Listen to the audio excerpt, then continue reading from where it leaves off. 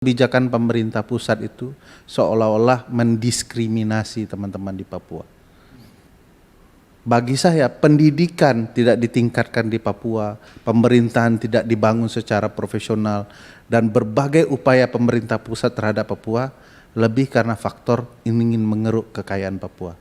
Jadi biarlah pendidikan tidak maju, biarlah kemudian ekonomi tidak maju. Supaya apa? Supaya kita semakin bisa terus mengeruk kekayaan Papua.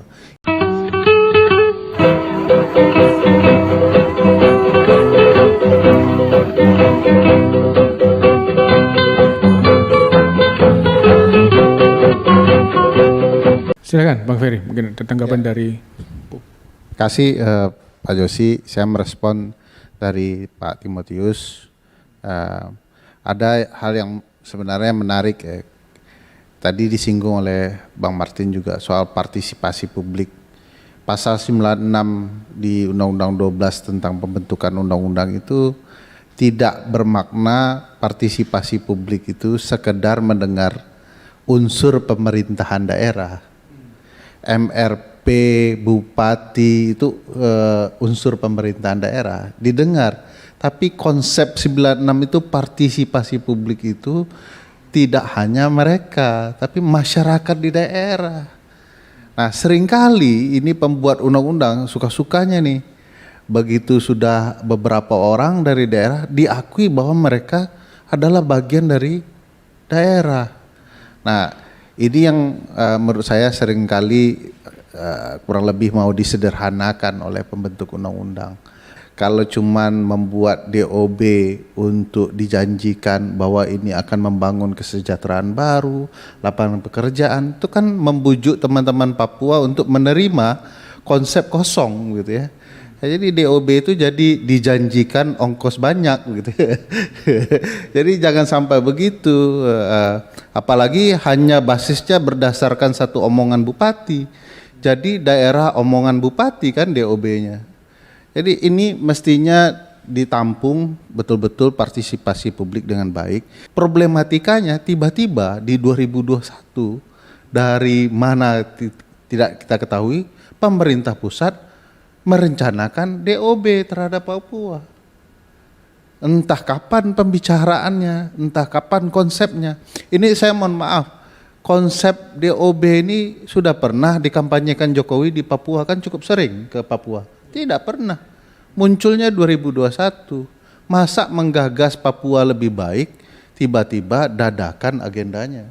Hanya tiba-tiba selintas pikiran bahwa ini untuk meningkatkan ekonomi Papua, membuka lapangan pekerjaan baru. Kan tidak bisa mendadak begitu.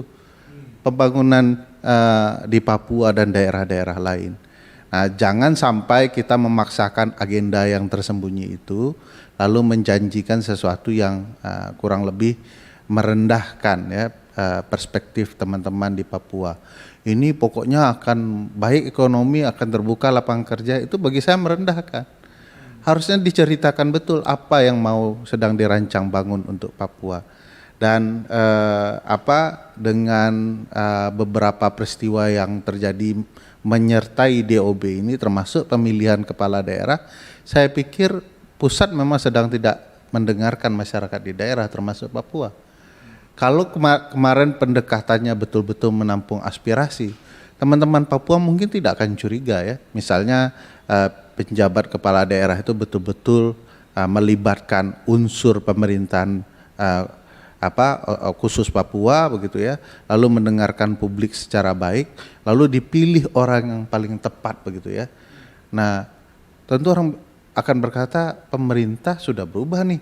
Ayo kita bicara konsep DOB itu apa maksudnya.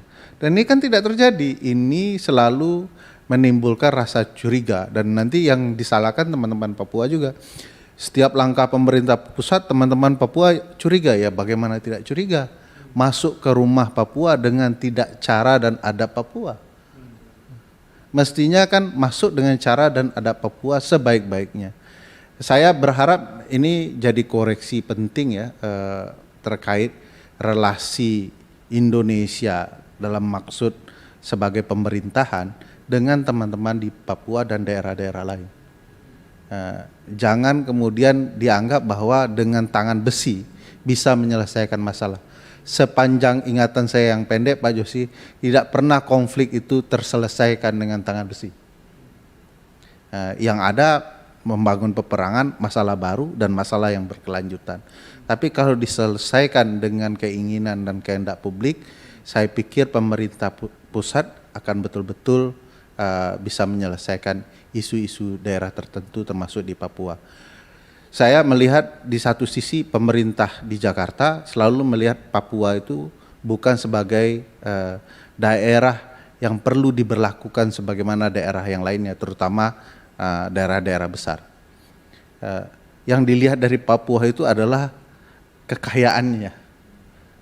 Ini bisa diolah, ini bisa dijadikan proyek baru dan segala macamnya. Bagi saya DOB ini jangan sampai ujungnya karena melihat Papua sebagai lahan yang kaya dan oleh karena itu ya manipulatif saja. Bagi saya ini mohon maaf untuk teman-teman Papua dan pemerintah pusat, bagi saya selalu kebijakan pemerintah pusat itu seolah-olah mendiskriminasi teman-teman di Papua. Bagi saya pendidikan tidak ditingkatkan di Papua, pemerintahan tidak dibangun secara profesional dan berbagai upaya pemerintah pusat terhadap Papua lebih karena faktor ingin mengeruk kekayaan Papua. Jadi biarlah pendidikan tidak maju, biarlah kemudian ekonomi tidak maju. Supaya apa? Supaya kita semakin bisa terus mengeruk kekayaan Papua. Itu problematika pusat yang segera harus dihentikan agar kemudian masalah Papua betul-betul bisa selesai. Terima kasih.